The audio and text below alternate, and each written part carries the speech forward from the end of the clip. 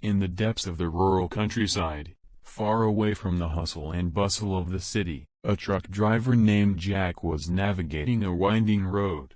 It was a cold autumn day, and thick clouds loomed overhead, promising rain. Jack was an experienced driver, and his truck, fully loaded with medications, was speeding towards a nearby small town. Suddenly, in the beams of his headlights, he noticed a figure that unexpectedly darted onto the road. He caught a glimpse of the man's face and his eyes filled with either fear or madness.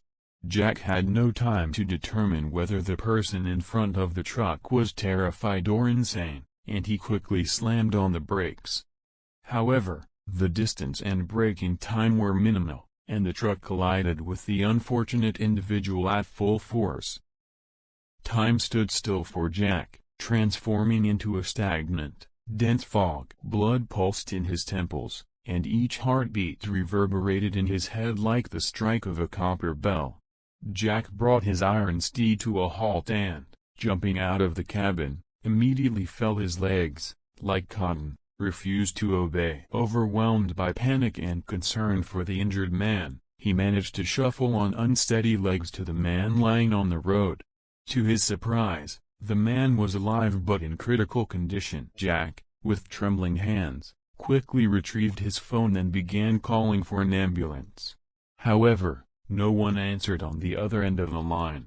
Jack then tried to provide assistance to the injured man himself. Suddenly, he noticed that the man, who had just been lifeless, began to move, making strange and unintelligible sounds.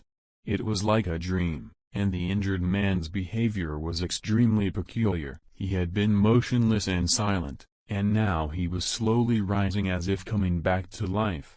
Fear gripped Jack as he saw the man's pale face, his red eyes, and the distorted expression that used to be called a face. Now it resembled some kind of mask, clumsily carved by a master with poor knowledge of anatomy, who had also injured himself, staining his creation with blood. Without understanding what he was doing, Jack began to retreat backward towards the cabin of his truck. It turned out to be very timely. The injured man, who turned out to be in his 40s, with a stout build and a bit of extra weight, standing around 6 feet tall, suddenly lunged towards Jack, displaying agility uncommon for someone of his physique. Only the protective door of the truck's cabin saved the driver from powerful and enraged blows from the revived victim. Without a second thought, Jack slammed the gas pedal to the floor, and the engine roared, drowning out the stranger's piercing scream and the loud sounds of blows against the metal of the cabin. The truck jerked forward, throwing the man on the street to the side, and he rolled into a shallow ditch next to the bushes. When the truck had moved a considerable distance, Jack, with the corner of his eye, saw the stranger quickly climbing out of the ditch and, oh, horror, starting to run after the departing truck. Thoughts were jumbled. Hands were shaking. Jack struggled to hold the steering wheel, swerving along the winding rural road, which, in addition, was not in the best condition. All he knew was that he had to leave this place as quickly as possible. The stranger continued to chase the truck, acting like an animal, prompting our driver to press the gas pedal even harder. Jack was not religious, something he now deeply regretted. Various absurd thoughts crossed his mind, and he recalled some old TV series whose name he couldn't remember. The plot involved something happening in the city, and people turning into zombies. Back then, it only made him smirk. He would often tease his wife, who loved such movies and series. However, now there was no room for laughter, as the creature chasing his car, indeed, a creature, for no human could behave like this, did not amuse him. It did not inspire optimistic hopes of salvation in case something happened to the vehicle or if the monster managed to catch up and get into the cabin. As time passed, Jack gradually regained his composure. Thoughts stopped dangling, and the adrenaline-induced tremors in his hands, while still present, were becoming more manageable. The running creature behind the truck began to lag, and the distance between them increased. Apparently, the creature was getting tired. In these circumstances, this brought relief to Jack. Jack realized that something extraordinary and horrible was happening and began searching for his phone to call the police and report the horrifying incident on the rural road.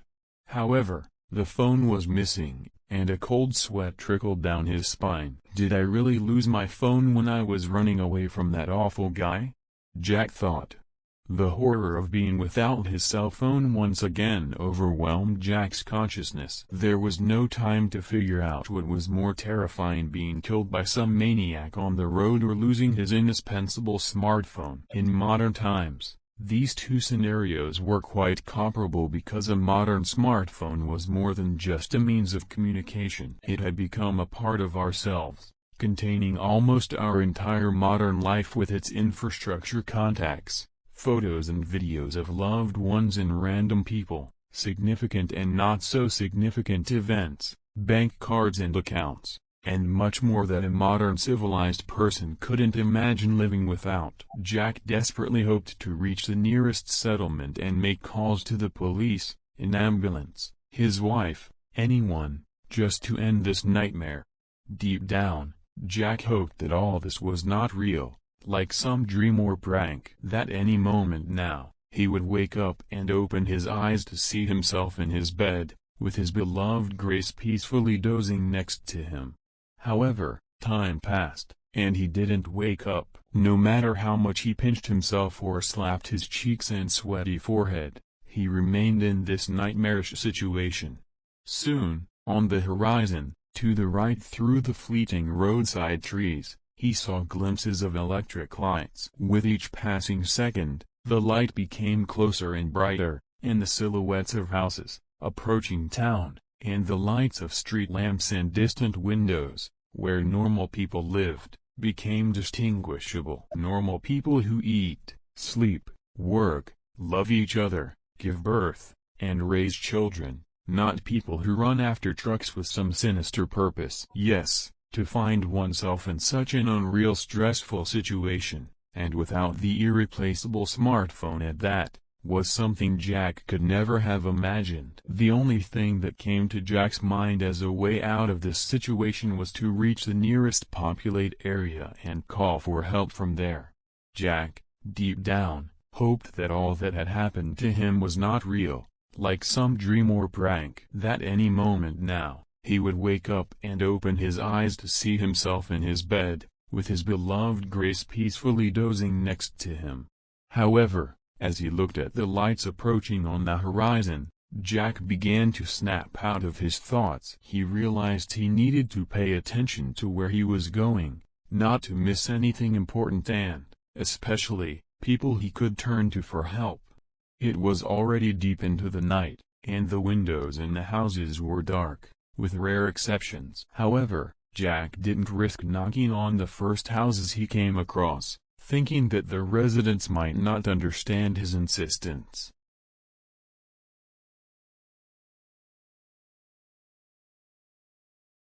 To be continued.